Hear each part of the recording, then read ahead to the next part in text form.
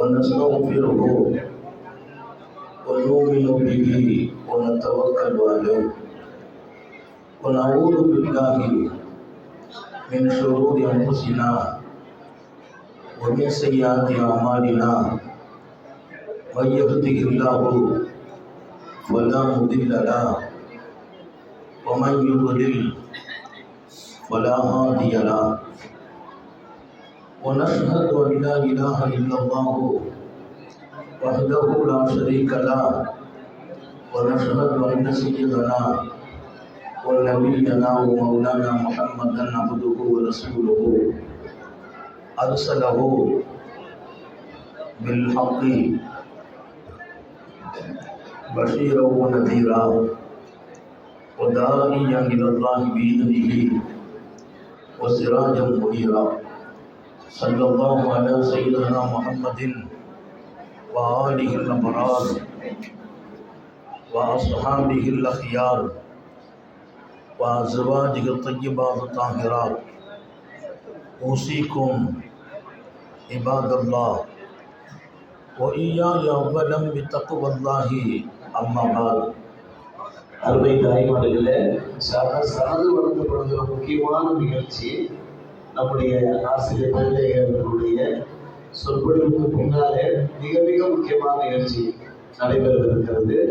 பெண்கள் யாரும் கலந்து சென்று விடாதீர்கள். அது பாக்கி பொருந்திய ஒரு விஷயம் மட்டுமல்ல, அதிலும் முக்கியமான அல்லாவுடைய நம்முடைய ஜாமி சார்பில் நமக்கு உணவு ஏற்பாடு செய்யப்பட்டிருக்கிறது. பார்சல் அதை பெற்று சொன்னவாறு கேட்டுக்கொள்ளப்படுவது அதுவரை தங்கள் பொறுமையாக ஒரு முக்கியமான பயான், நம்முடைய வாழ்க்கையிலே கடைபிடிக்க வேண்டிய தேவையான பயான், அதை செவிமடுத்து பயன்பெறுவதற்கு உறுதுணையாக தாங்கள் கடைசி வரை இருந்து துவாவுக்கு பின்னாலே பொறுப்படை சொல்லுமாறு கேட்டுக்கொள்வார். أما بعد فأعوذ بالله من الشيطان الرجيم بسم الله الرحمن الرحيم قد سمع الله قول التي تجادلك في زوجها وتشتكي إلى الله والله يسمع تحاوركما صدق الله مولانا العظيم.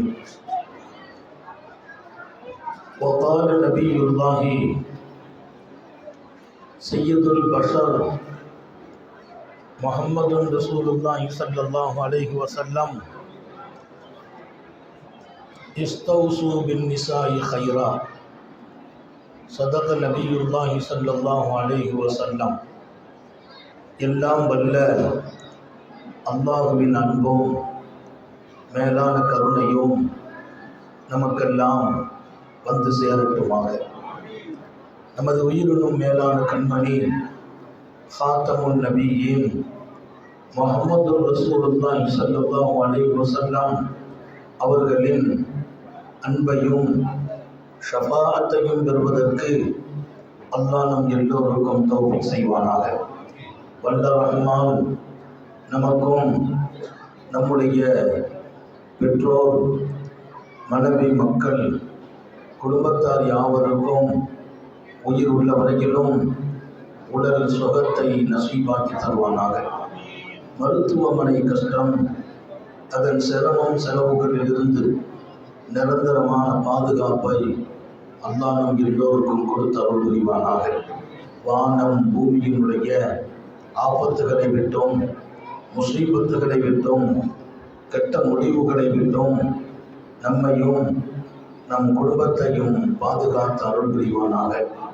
அவனுடைய படைப்புகளின் தீங்குகள் அனைத்திலிருந்தும் நம்மையும் நம் சமூகத்தையும் காத்தருள் புரிவானாக. அல்லாஹ்வின் மகத்தான பேரருளால் நம்முடைய ஜாமியா மஸ்ஜிதின் சார்பாக நடைபெறுகிற நிஸ்வான், இங்கே ஆலிமாக்களாக சனது கொடுக்கப்படும் பாக்கியம் நிறைந்த இந்த நிகழ்வின் மரியாதைக்குரிய தலைவர் அவர்கள் இங்கே எங்களை எல்லாம் தன் பிள்ளையை விட கூடுதலாக அன்பு காட்டி அரவணைத்து எப்போதும் எங்களோடு இரவு பகலாக தோள் கொடுத்து உருவாக்கி சமூக மன்றத்தில் எங்களை பணி செய்ய வைத்து பார்த்து அழகு பார்க்கிற பாக்கியமான உஸ்தாது விருந்தகை அல்லாமா நம்முடைய ஜாமியாவின் முதல்வர் எங்களுடைய ஆன்மீக தந்தை ஹதரத் குப்லா தாமத் பரக்காத்துஹும் அவர்கள் நம்முடைய ஜாமியாவின் துணை முதல்வர், மரியாதைக்கும் என் அன்புக்கும் சொந்தமான அப்துல் காதர் ஹதரத் பெருந்தகை, ஜாமியாவின் பேராசிரியர் பெருமக்கள், ஒரே லெவலில் வைப்பா, ஒரே லெவலில் ஜாமியாவின் பேராசிரியர் பெருமக்கள், எங்களுடைய ஜாமியாவுக்காக பாடுபடுகிற நிர்வாகிகள், அருமையான ஜாமியா மஸ்ஜிதுகளின் நிர்வாகிகள், பொறுப்பாளர்கள், எங்களை இப்படியெல்லாம் சமுதாய சேவை செய்வதற்கு முழுக்க முழுக்க அர்ப்பணமான தங்கள் வாழ்க்கையே கொடுத்து உணவு கொடுப்பதில், உதவி செய்வதில் பெரும் பங்கெடுத்த எங்கள் சகோதரிகள், தாய்மார்கள், நாங்கள் எங்கேயாவது சேவை செய்வோம் என்றால் அந்த நன்மை நீடூரில் வாழ்கிற மக்கள், வாழ்கிறவர்களுக்கு மாத்திரமல்ல, மண்ணில் மறைந்திருக்கிறவர்களுக்கும் இன்றைக்கும் போய்கொண்டிருக்கிறது. ஒருவருக்கு நாங்கள் வார்த்தைகளை சொல்லி வாழ்க்கையை கற்றுக் கொடுத்தவர் வாழ்கிறார் என்றால் எங்கள் நீடூரின் மக்களின் மண்ணறையும் சொர்க்க பூங்காவாக மலர்கிறது. அல்லாஹ் இதை தொடரச் செய்வானா? ஒரே நிலையில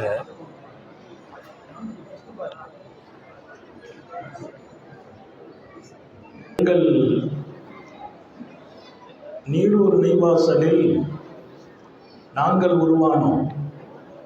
இன்றைக்கு எங்களை உருவாக்குகிறவர்களை உருவாக்குகிறார்கள், எங்கள் வீட்டு பெண் மக்களை. சர்க்காரை ஆலம் ஸல்லல்லாஹு அலைஹி வஸல்லம் பெண்கள் மீது மிகுந்த அக்கறையை வெளிப்படுத்திய வாழ்க்கை மிகப்பெரிய வாழ்க்கை. பெண்கள் சமூகத்தை தனியான பார்வை கொண்டு பார்க்கிறார்கள். என் அன்புக்கு உரியவர்கள் என்றார்கள், என் அன்புக்கு சொந்தமானவர்கள் பெண்கள் என்றார்கள். பெண்கள் வீட்டின் பரக்கத் என்றார்கள். முஹம்மது ரசூலுல்லாஹ் பிள்ளைகளை அழகாக வளர்க்கிற போது அவர்களின் பாதடியில் சொர்க்கம் என்றார்கள். இன்னும் அழகாக சொன்னார்கள் எங்களை பார்த்து, உன் மனைவியின் வாயில் நீ ஊற்றுகின்ற ஒரு கவளம் உணவும் உனக்கு சொர்க்கத்தை தரும் என்றார்கள்.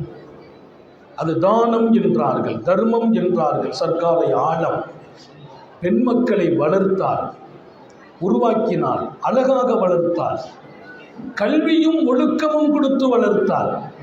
மன் ஆல ஸலாஸ பனாத்தின் ஃபஅத்தபஹுன்ன ஃபஅஹஸன தஅதீபஹுன்ன வஅல்லமஹுன்ன வஅஹஸன தஅலீமஹுன்ன. 3 பெண் மக்களை யார் வளர்க்கிறார்களோ, ஒழுக்கம் தருகிறார்களோ, மார்க்க ஞானம் தருகிறார்களோ, அழகான பொருத்தமான மார்க்கப்பற்றுள்ள மணாளரை தேர்ந்தெடுத்து திருமணமும் செய்வாரோ அந்த தந்தைக்கு சொர்க்கம் என்றார். பெண் மக்களை வளர்த்தால் சொர்க்கம். ஒரு சஹாபி கேட்டார், அவ இஸ்னைன் யா ரசூலல்லாஹ், 2 பெண் மகளை வளர்த்தால்? எம்பெருமான் சொன்னபோது 3 பெண் மகள், 2 பெண் மக்களை வளர்த்தால்? நஅம் என்றார்கள், ஆம் என்றார்கள். ஹதீஸ்ல 2 செய்தி வருது. அவையஹதாஹுன்ன யா ரசூலல்லாஹ், ஒரே ஒரு பெண் மகள், நான் அவளுக்கு ஒழுக்கத்தையும் மார்க்கத்தையும் கல்வி ஞானத்தையும் கொடுத்தேன், உனக்கும் சொர்க்கம் என்றார்கள். இன்னொரு செய்தி, ஒரு பெண் மகள் என்று நாங்கள் கேட்டிருந்தால் ஆம் என்றே சொல்லியிருப்பார்கள். அருமையானவர்களே, மிகப்பெரிய பாக்கியம் இந்த வாழ்க்கை. நான் வாழ்வதற்காக இந்த மண்ணை அல்லாஹ் கொடுத்தான், சாதாரணமாக வாழ்வதல்ல, என் வாழ்க்கையை ஒளிமயமாக ஆக்குவதற்கு. வாழ்க்கை ஒளிமயமானால் மண்ணுமே சொர்க்கமாகும், விண்ணில் 2வது தான் சொர்க்கம். நான் எல்லா தாய்மார்களின் மனதிலும் பதிவு செய்ய பிரியப்படுகிறேன். இங்கே இருக்கிற எல்லாரும் கவனிக்க வேண்டும். சராசரி வாழ்க்கை ஒரு பெரிய பாக்கியம்லாம் இல்லை. நான் பொலிவோடு வாழ வேண்டும். நான் வாழ்கிற இந்த வாழ்க்கை பல்லாயிரம் இதயங்களை உயர்வாக்குகிற மனநிலையில் வாழ வேண்டும். என்னால் பல பேர் பயனடைய வேண்டும். என் சொற்களும் என் செயலும் பல்லாயிரம் மனிதர்களை உருவாக்க வேண்டும். ஒவ்வொரு தனி மனிதர்களின் கவனத்திற்கும் கொண்டு வருகிறேன். இந்த வாழ்க்கையை அழகாக்குங்கள் என்கிறார்கள் அகிலத்தின் அருட்கொடை முஹம்மது ரசூலுல்லாஹி ஸல்லல்லாஹு அலைஹி வஸல்லம். தாய்மார்களே, நான் எப்படி வாழ்கிறேன் என்று கொஞ்சம் யோசித்து பாருங்கள். என்னால் எத்தனை பேர் பயன்பெற்றார்கள் என்று பாருங்கள். இப்போதும் நான் சொல்கிறேன், என் தாயார் அவர்களின் வளர்ப்பு தான். நான் வீட்டை விட்டு வெளியே கால் வைப்பேன் 4 வயதில். மகனே, பிஸ்மில்லாஹி தவக்கல்து அலல்லாஹ், மாஷா அல்லாஹ், லா குவத்த இல்லா பில்லாஹ் சொல்லிவிட்டு கால்வை என்றார்கள். என் 4 வயதில் அன்றைக்கு நான் படித்தேன் அந்த பாடத்தை. இன்றைக்கு உலகத்தில் எங்கு சென்றாலும், எத்தனை பேர்களோடு உரையாடினாலும், காலை எடுத்து வெளியே வைக்கும் போது அந்த வார்த்தையை என் நாவுகள் உச்சரிக்கிறது. அதில் நான் மதரசாவில் படித்த பாடம் அல்ல, என் தாயிடத்தில் படித்த பாடம். அது மன்னரையிலும் மறப்பதில்லை. அது தாய் போட்ட பாடம். என் தாய் எனக்கு கற்றுக் கொடுத்த அந்த பாடம் இன்றைக்கு லட்ச மக்களுக்கு நான் கற்றுக் கொடுக்கிறேன். பிஸ்மில்லாஹி தவக்கல்து அலல்லாஹ் சொல்லாம காலை கீழே வைக்க கூடாது என்று நான் பேசிய மேடைகளில் இன்றைக்கு பல்லாயிரம் பேர் தங்கள் வாழ்க்கையில் எடுக்கிறார்கள். அத்தனையிலும் நீங்கள் நாளை பிஸ்மில்லாஹி தவக்கல்து அலல்லாஹ், மாஷா அல்லாஹ், லா குவத்த இல்லா பில்லாஹ் சொல்வீர்களா? என் பெருமான் சொன்ன வார்த்தையை பின்னால தான் நான் படித்தேன். ஷைத்தான் சொல்வானாம், நீ பாதுகாப்பு பெற்று விட்டாய் என்று சொல்வானாம். நீ பாதுகாப்பு பெற்றாய், நீ சருக மாட்டாய், நீ போகிற காரியம் தோல்வி அடையாது. இதை எங்கள் உம்மா அப்படிலாம் படித்து கொடுக்கல, சொல்லிட்டு போனாங்க. சொல்லிட்டு போனேன். வாழ்க்கையெல்லாம் அல்லாஹ் ஒளிமயமாக்கினான். நான் சொன்னேன், அதை கேட்டு இன்றைக்கும் சொல்கிறார்கள். நாளை சொல்லுங்கள். நீங்கள் சொல்லும் போதெல்லாம் என் தாயின் மன்னரையில் அது ஜொலித்து கொண்டிருக்கிறது. நான் வாழும் வாழ்க்கைக்கான அர்த்தம் என் மரணத்திற்கு பின்னாலும் அதற்கு பொருள் இருக்க வேண்டும். உங்கள் மரணமும் அருளாக வேண்டும், மன்னரையும் சொர்க்கமாக வேண்டும். வலதுன் சாலிஹுன் யதுஉ லஹு ஸல்லல்லாஹு அலைஹி வஸல்லம் சொன்னாங்க, நீ விட்டுட்டு போற சொத்து பிள்ளைங்களுக்கு வீடு, பங்களா, காரு, அவங்க விருப்பமான மொபைல், அதல்லப்பா எல்லாத்தையும் கொடுக்கணும். உன் மகனை பணக்காரனாத்த விட்டுட்டு போகணும். 4 பேர்கிட்ட கை வாங்குறோன்னா கையங்கிறா விட்டுட்டாதிமா. புகாரி எழுதுவார். பெருமானாட்ட கேட்டாங்களாம், ஐயுல் அபவைனி கைருன் யா ரசூலல்லாஹ். 2 தந்தை இருக்கிறார். ஒரு தந்தை தன் ஏழைகளை, தன் பிள்ளைகளை பராதிகளாக ஏழையாக விட்டு சென்றார். அவர் 4 பேரிடத்தில் தேவையை கேட்டு வாங்கி சாப்பிடுகிறார். இன்னொரு தந்தை தன் பிள்ளைகளை யாரிடத்திலும் யாசிக்காத அளவிற்கு செல்வந்தர்களாக விட்டு சென்றிருக்கிறார். ஐயுல் அபவைனி கைருன் யா ரசூலல்லாஹ். இந்த 2 தந்தையில் எந்த தந்தை சிறந்தவர் என்று கேட்டபோது, எந்த தந்தை தன் பிள்ளைகளுக்கு செல்வம் வைத்து விட்டு சென்றாரோ, யாரிடத்திலும் யாசிக்காத தன்மானத்தோடு வாழ வைத்து விட்டு விடைபெற்றாரோ, அந்த தந்தையே சிறந்த தந்தை. அல்லாஹ் நம்மை அந்த தந்தையாகவும் ஆக்கி வைப்பார். மா நஹல வாலிதுன் வலதா. சர்க்காரை ஆலம் ஸல்லல்லாஹு அலைஹி வஸல்லம் இன்னொரு ஹதீஸில் சொல்வார்கள், ஒரு தந்தை தன் பிள்ளைக்கு கொடுக்கும் சன்மானங்களிலெல்லாம் வீடல்ல, வாசல் அல்ல, சொத்தல்ல, சுகமல்ல, பங்களாக்கள் அல்ல, கார் அல்ல, மொபைல் அல்ல, அதை விடவும் சிறந்த ஒரு தந்தை கொடுக்கும் சன்மானம் மிகச்சிறந்த ஒழுக்க சீலனாக விட்டு செல்வது. நீங்கள் விடை பெறும்போது உங்களுக்கு துஆ செய்கிற பிள்ளைகளை விட்டு செல்லுங்கள். எல்லாரும் யோசிக்கணும், நமக்கு கபருக்கு துஆ செய்கிற பிள்ளைகளை நாம் விட்டு இருக்கிறோமா? நான் காபாவிலே தவாஃபை துவக்குவேன். சுபுகிலே தஹஜ்ஜத்தில் முதல் தவாஃப், அந்த தவாஃபை என் தந்தைக்காக செய்வேன். சுபுகு முடித்து விட்டு 2ஆம் தவாஃப் என் தாய்க்காக செய்வேன். இன்றைக்கும் ஒவ்வொரு ஆண்டும் அவர்கள் மரணித்து 11 ஆண்டுகள் அல்ல, பல ஆண்டுகள் கடந்து போனது. ஒவ்வொரு ஆண்டும் அவர்கள் காபாவிலே நிற்கிறார்கள். தவாஃபு கிடைக்கிறது, அவர்களுக்காக காபாவில் துஆ கிடைக்கிறது. ஏன்? துஆ செய்கிற பிள்ளையை விட்டு சென்றதாலே. துஆ செய்கிற பிள்ளை அல்லாஹ் சொல்வான், உங்களுக்கு தவாஃபு செய்யப்பட்டிருக்குது, நாங்கள் தவாஃபு காபாவையே பார்க்கலையே. இல்லை, உங்கள் மகன் தவாபு செய்து உங்கள் பெயரை பதிவு செய்திருக்கிறார். உங்கள் மகன் தவாபு செய்து உங்கள் பெயரை பதிவு செய்திருக்கிறார்.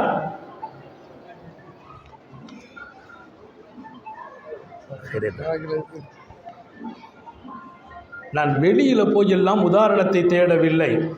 நான் பல இடத்தில் சொன்ன செய்தி. தாயாருக்காக, தந்தைக்காக ஒவ்வொரு வருடமும் பல அமல்களை செய்ததில் ஹஜ்ஜு ஒருக்க செய்து முடித்தேன். அன்னைக்கு ராத்திரி தகப்பனாரை பார்க்குறேன். பல நிகழ்ச்சியில் நீங்கள் கேட்டிருப்பீங்க. தகப்பனாரை பார்க்குறேன். ஹஜ்ஜை முடிச்சுட்டு ஹரம் ஷரீஃபில் தகப்பனாரை பார்க்குறேன்.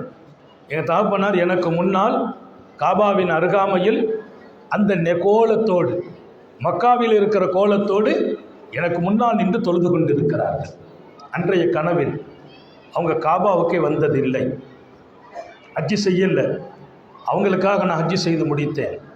அன்று நான் அவர்களை காபத்துல்லாவில் எனக்கு முன்னால் தொழும் காட்சியை ஹஜ்ஜத்து நேரத்தில் பார்க்கிறேன். அல்லாஹ் உணர்த்தினான், ஒரு மகன் தந்தைக்கு செய்யும் எந்த அமலும் மறுக்கப்படாது மாத்திரமல்ல, உடனே அங்கீகரிக்கப்படும்.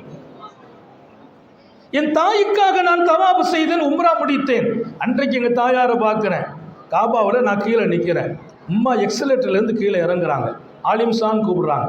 எங்கள் தாயார் என்ன ஆலிம்சான் தான் கூப்பிடுவாங்க, சனத் வாங்கினதுலேருந்து. அம்மா கூப்பிட்றாங்க, ஆலிம்சா அப்படின்னு கூப்பிட்றாங்க. நான் இறங்கம்மாங்கிறேன். காபத்துல்லா உள்ளே இறங்குற எக்ஸலேட்டர், அங்கேருந்து அம்மா இறங்குறாங்க. இன்றைக்கு அவர்களுக்காக நான் உம்ரா செய்து முடித்த அன்று இரவோ என் தாயாரை ஹரம் ஷரீஃபில் பார்க்கிறேன். நீங்கள் நல்ல ஞாபகம் வையுங்கள், உங்கள் மண்ணறையிலும் உங்களுக்கு ஹஜ்ஜும் உம்ராவும் மாத்திரமல்ல, நித்தம் நித்தம் அருள் நிறைந்த சொவனத்தின் வாசல் திறக்கப்பட வேண்டும் என்றால் உங்கள் பிள்ளைகளை உங்களுக்கு துஆ செய்கிறவர்களாக விட்டு செல்வதை விட ஒரு பாக்கியம் ஒன்றும் இல்லை. நல்ல பிள்ளைகள் ஒரு தாயாலே வார்த்தெடுக்கப்படுகிறார்கள். நான் பெண் மக்களை ஞாபகப்படுத்துகிறேன். உங்கள் மடிதான் நபிமார்களையே வளர்த்த மடி.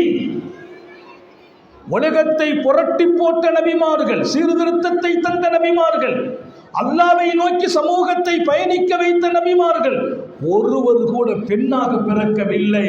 ஆனால் நபிமார்களையே சுமந்தவர்கள் நீங்கள் என்பதை மறந்து விடாதீர்கள். ஒரு நபியும் பெண்ணாக இல்லை, நபிமார்களை சுமந்தவர்கள். நபிமார்கள் உங்கள் மடியில் வளர்ந்தார்கள். நபிமார்களுக்கு அட்வைஸ் பண்ணக்கூடாது, நபிமார்களுக்கு யாரும் அறிவுரை சொல்லக்கூடாது, குற்றம். நபிமார்களுக்கு அட்வைஸ் பண்ணுவதும் நபிமார்களுக்கு அறிவுரை சொல்வதும் குற்றம். சுலைமான் அலைஹிஸ்ஸலாத்தின் தாயார் சுலைமான் நபிக்கு சொன்ன வார்த்தை வரலாற்றில் தங்க எழுத்துக்களால் பதிவு செய்யப்பட்டது. யா புனை லா தனாமு லைலா. சமுதாயத்தின் அறப்பணி, லட்சோப லட்ச மனிதர்களை உருவாக்கியவர்கள், உலகத்தின் எல்லா பாகங்களிலும் சிறகடித்து பறந்தவர்கள் சுலைமான் அலைஹிஸ்ஸலாம். காற்றில் பயணித்தவர்கள், என்ன தேவை சமூகம் அத்தனையும் கொடுத்தவர்கள். அப்போ பகலெல்லாம் பயணம். அம்மா சொன்னாங்களாம், மகனே சமுதாய பணி பகல் பூரா செய்கிற, கொஞ்சம் அசந்து ராத்திரி தூங்கிறாதேன்னா. ஒரு மகனுக்கு தாய் மாத்திரம்தான் அறிவுரை சொல்ல முடியும், நபிமார்களாக இருந்தால். நபிமார்களுக்கு அறிவுரை சொல்லும் அதிகாரம் யாருக்கும் இல்லை. ஆனால் சுலைமான் நபியின் தாயார் சுலைமான் நபியை பார்த்து சொன்ன அறிவுரையை வரலாறு பதிவு செய்தது. யா புனை லா தனாமு லைலா. ராத்திரி தூங்காதப்பா. ஒரு பெரிய கோடீஸ்வரர். அம்மா சொன்ன வார்த்தை ரொம்ப அழகானது. குந்த ஃபகீரன் யௌமல் கியாமா. நீ இன்னைக்கு பெரிய பணக்காரனா இருக்கிறாய், ராத்திரி அல்லாஹ்வின் தர்பாரில் நிற்க உனக்கு சடைவாய் தூங்கினால் கியாமத்தில் நீ ஃபகீராகி விடுவாய். குந்த ஃபகீரன் யௌமல் கியாமா. நீ கியாமத்து நாளின் ஃபகீர். அங்க ஃபகீரா இருக்கக்கூடாது, அங்க ஃபகீராகலாமா?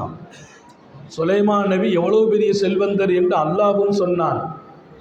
வல்லல் நபி சொல்கிறார்கள், நீ செல்வந்தன், கோடி கோடி மக்களை பயன்பெற வைக்கிறாய். ராத்திரி இந்த அலுப்பில் தூங்கினால் குந்த ஃபகீரன் யௌமல் கியாமா, மறுமையில் நீ ஃபகீராகுவா என்று சொன்னார்கள் சுலைமான் தாய். நபிமார்களுக்கு அட்வைஸ் செய்கிற இடத்துல நீங்கள் இருக்கிறீர்கள். ஒரு தாயின் அறிவுரை. சர்க்காரை ஆலம் ஸல்லல்லாஹு அலைஹி வஸல்லம் சஹாபிகளின் தர்பாரில் ஒரு செய்தி சொன்னாங்க. தகல்துல் ஜன்னான், நேற்று ராத்திரி சொர்க்கம் போனேன். பெருமானார் ஸல்லல்லாஹு அலைஹி வஸல்லம் எதை சொன்னாலும் ரொம்ப ஈர்ப்பு கவனம் சஹாபிகள்கிட்ட இருக்கும். அதை உள்வாங்குவது, அதில் இருக்கிற உண்மையையும் ஆழத்தையும் ரசிப்பது. சாந்த நபிகள் ஸல்லல்லாஹு அலைஹி வஸல்லம் நான் சொர்க்கம் சென்றேன் என்கிறார்கள்.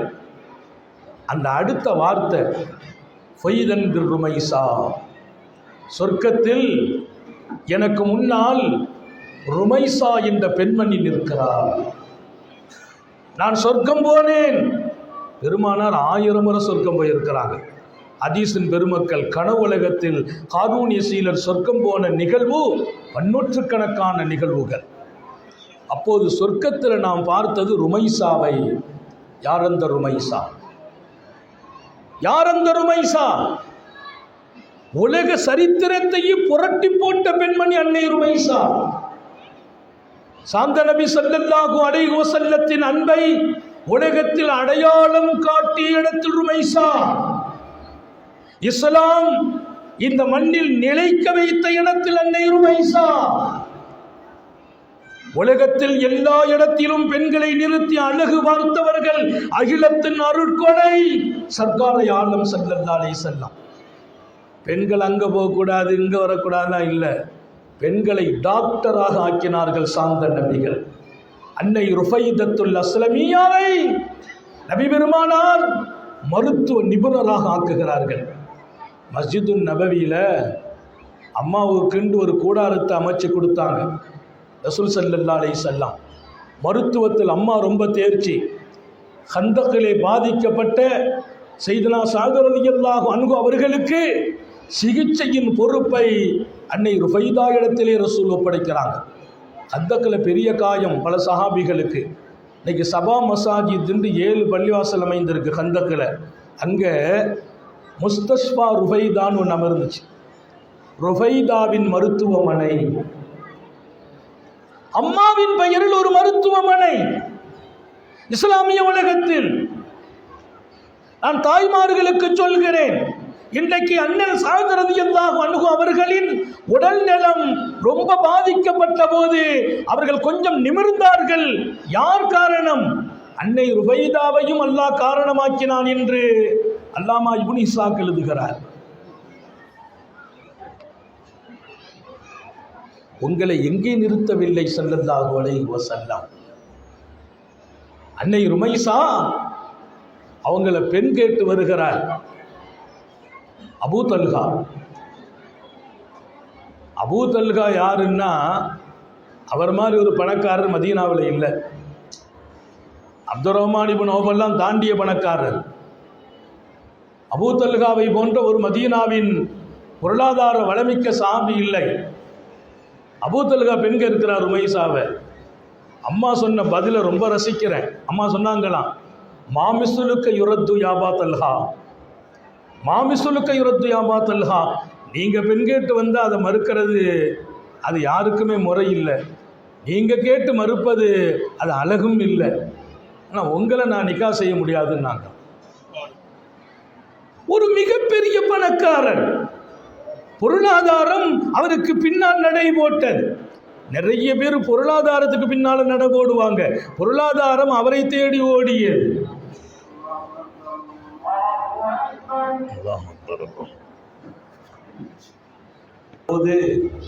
அது மறுப்பது அழகில்லைன்னு சொன்னாங்க. சொல்லிட்டு சொன்னாங்க, உங்களை நான் நிக்கா செய்ய முடியாதுன்னாங்க. ஏன்னு கேட்டான், உனக்கு என்ன மகர் வேணும்? அவர் சொன்ன வார்த்தை, இந்த பூமி நிரம்ப தங்கம் கேள் தருகிறேன் என்றார். இந்த பூமி நிரம்ப தங்கம் வேணுமா உனக்கு? நான் கொடுக்கிறேன்.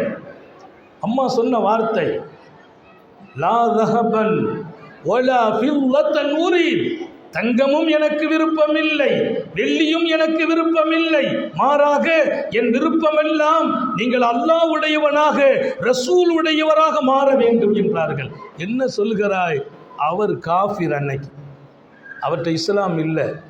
அபூ தல்ஹா பணக்காரர், செல்வாக்கு படைத்தவர், மக்களின் மிகப்பெரிய வரவேற்புக்குரியவர். அவர் அல்லாஹ் உடையவராக ரசூல் உடையவராக இல்லை.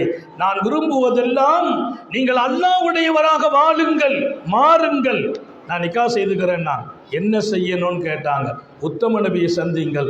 நீங்கள் வரலாறை திறந்து பார்த்தால் ஆச்சரியப்பட்டு நிற்பீர்கள். உடனே ஓடி வருகிறார் மாநபியின் தர்பாருக்கு. ரசூல் மகிழ்கிறார்கள். வாகனத்தை நிறுத்திட்டு மஸ்ஜிது நபவிக்கு வந்தார்.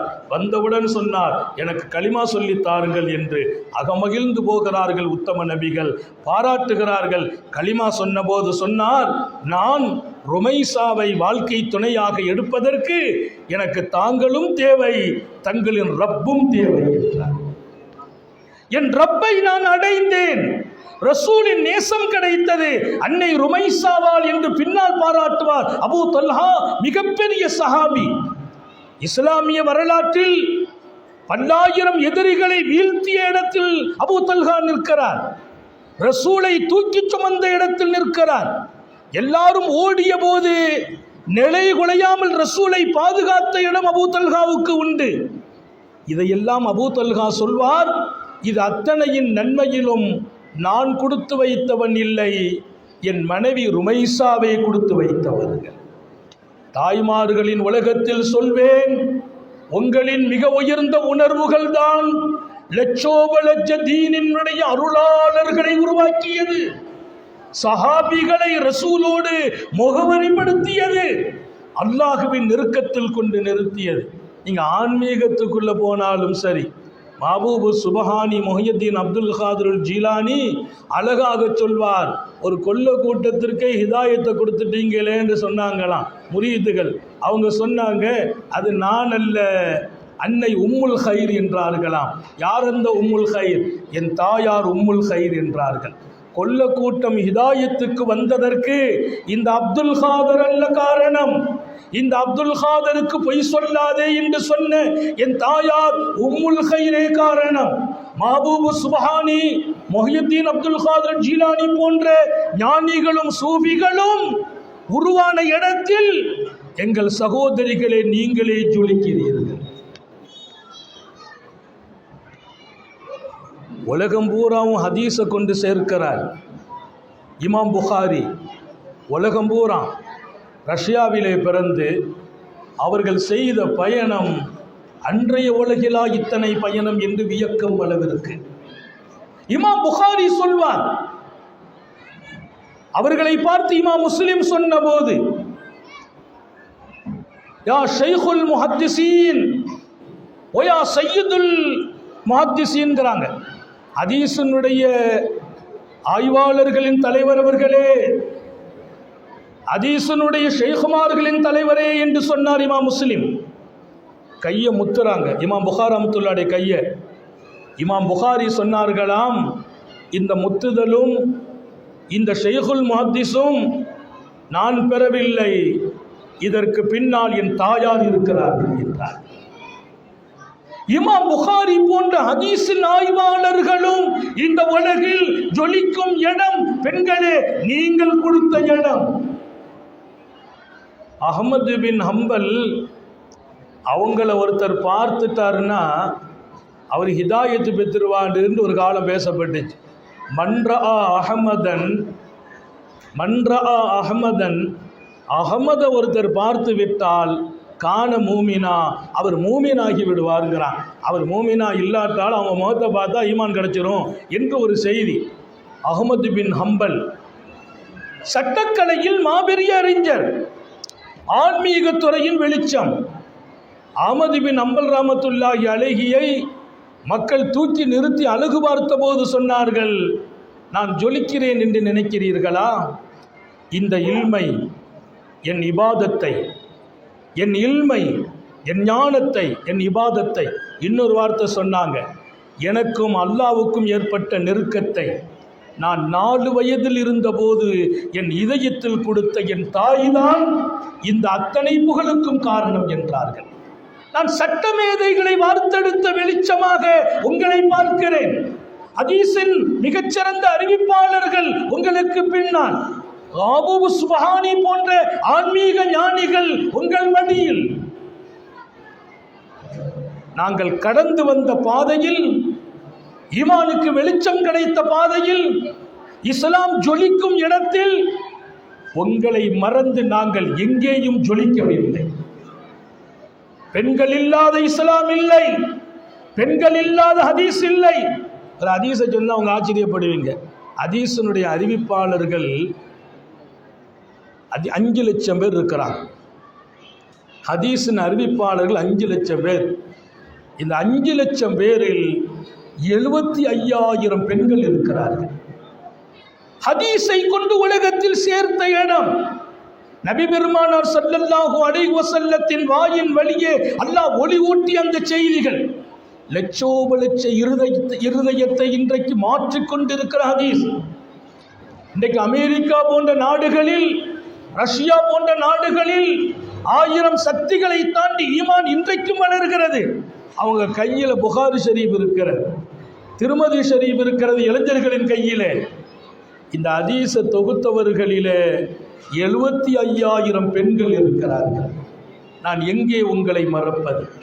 ஹதீஸின் சேவையில், குர்ஆனின் வெளிச்சத்தை காட்டியதில், ஆன்மீக சூஃபிகளை உருவாக்கியதில், ஃபிக்ஹினுடைய மேதைகளை உருவாக்கியதில், இன்னும் ஒரு பக்கம் மிகச்சிறந்த ரசூல் ஸல்லல்லாஹு அலைஹி வஸல்லத்தின் வாரிசுகளின் அடுத்த தலைமுறைகளை தூக்கி நிறுத்தியதில் அண்ணல் ஸைனுல் ஆபிதீன் சொல்வாங்க. இன்னைக்கும் அந்த வாரிசு தொடருது. இமாம் ஸைனுல் ஆபிதீனின் வாரிசு. ஸைனுல் ஆபிதீன் எங்கே உருவானாங்க தெரியுமா? ஸைனுல் ஆபிதீன் பாராசீக பெண்ணுக்கு பிறக்கிறாங்க. பாராசீக பெண்ணுக்கு பிறக்கிறாங்க ஸைனுல் ஆபிதீன். அண்ணல் ஸைனுல் ஆபிதீன் சொல்வாங்க, என் தாய் பாராசீக பெண், ஆனால் இமாம் ஹுசைனின் தொடர்பில் என் தாய் இருந்ததால் என் தாயின் தொடர்பில் நான் வந்தேன் என்றார். மறக்க முடியாத அகில பைத்தில் மிகச்சிறந்த அங்கீகாரம் அண்ணல் அலி இப்னு ஹுசைன் ஸைனுல் ஆபிதீன் என்ற முகவரி. எனவே நீங்கள் சமூகத்தினுடைய கலங்கரை விளக்கம், 1000 முஹத்திஸீன்களை, சட்டமேதைகளை, இமாம்களை, வலிமார்களை, சூஃபிகளை அல்லாஹ் உங்களை காரணமாக்கி வார்த்தெடுத்திருக்கிறான். நான் சொல்வதெல்லாம் கடந்து வந்த பாதையை ஒரு முறை திரும்பி பாருங்கள். தாய்மார்களுக்கு சொல்கிறேன், நீங்கள் கடந்து வந்த பாதையெல்லாம் வெளிச்சம். நீங்கள் கடந்து வந்த பாதை இஸ்லாத்திற்கே வெளிச்சம். நீங்கள் கடந்து வந்த பாதையில் லட்சோப லட்சம் சூஃபிகள் அங்கே வளர்ந்து நிற்கிறார்கள். அந்த பாதையை நீங்கள் திரும்பி பார்க்க வேண்டும் என்று ஆசைப்படுகிறோம். அதற்கு தான் எங்கள் நிஸ்வான்கள். மதரசா நிஸ்வான்ல இப்படிப்பட்ட பெண்களை உருவாக்க வேண்டும் என்பதுதான் எங்கள் துஆவும் இலக்கும்.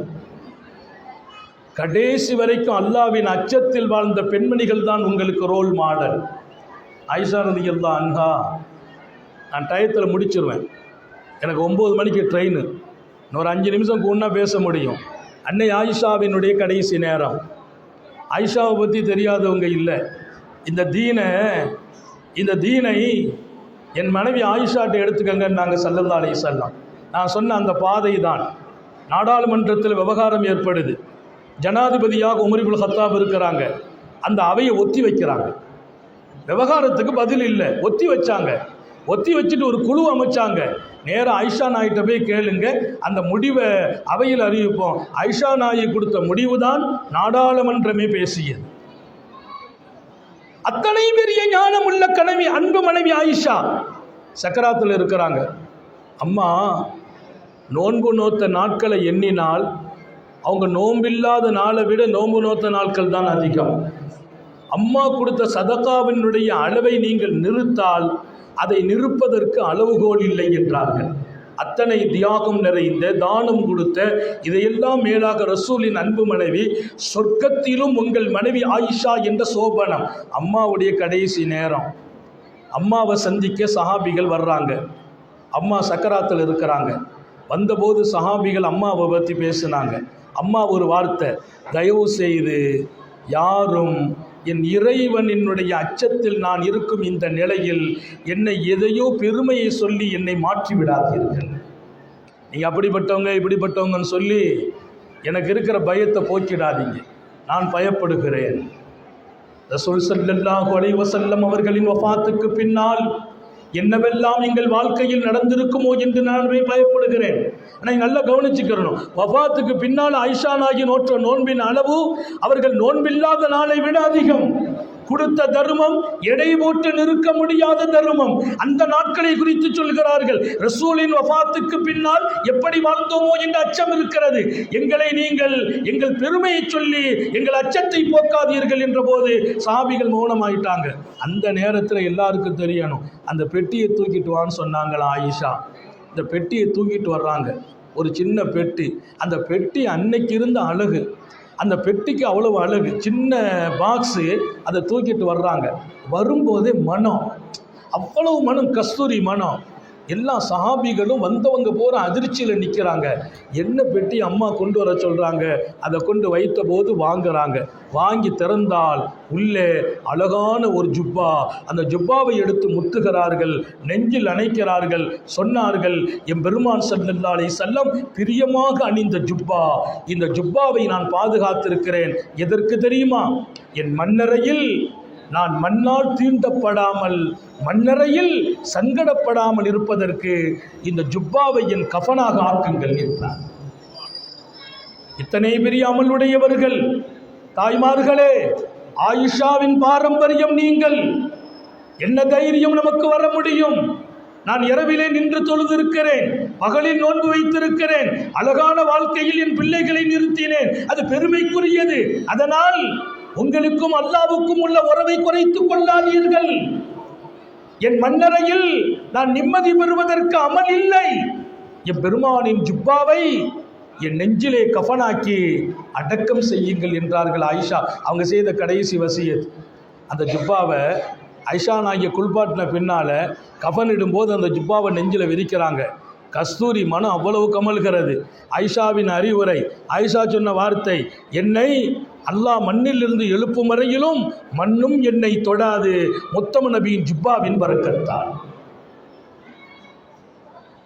அமல்கள் மீது நம்பிக்கையை தாண்டிலும் அல்லாஹ்வின் அருளையும் ரசூலின் அன்பையும் தேடி தங்கள் கடைசி மூச்சை பிரிக்கிறாங்க ஆயிஷா நாயகி. அவங்க சகோதரி அஸ்மா, 3 நிமிஷத்தில் முடிக்கிறேன். அன்னை அஸ்மா, அப்துல்லா இப்னு ஜுபைர் கொலை செய்யப்படுகிறார். அவர்கள் பெற்றெடுத்த மகன், மார்க்கத்திற்காக தியாகம் செய்த மகன், மார்க்கத்தை தூக்கி நிறுத்திய மகன், ஹஜ்ஜாஜ் பின் யூசுஃபை, அவரின் ஆணவத்தை, ஆயிரக்கணக்கான சஹாபிகளுக்கு கொடுத்த அநீதியை பகிரங்கமாக உலக அரங்கில் எதிர்க்கும் துணிச்சல் பெற்ற மகன். அப்துல்லா இப்னு ஜுபைர்ட்ட கேட்டாங்களாம், இந்த துணிச்சல் எங்க கிடைச்சிச்சுன்னு கேட்டாங்களாம். அப்துல்லா இப்னு ஜுபைர் சொன்னாங்க, என் தாய் உங்களுக்கு தெரியாதா? நான் அஸ்மாவின் மகன், என் தாயின் வளர்ப்பின் துணிச்சல் என்றார்.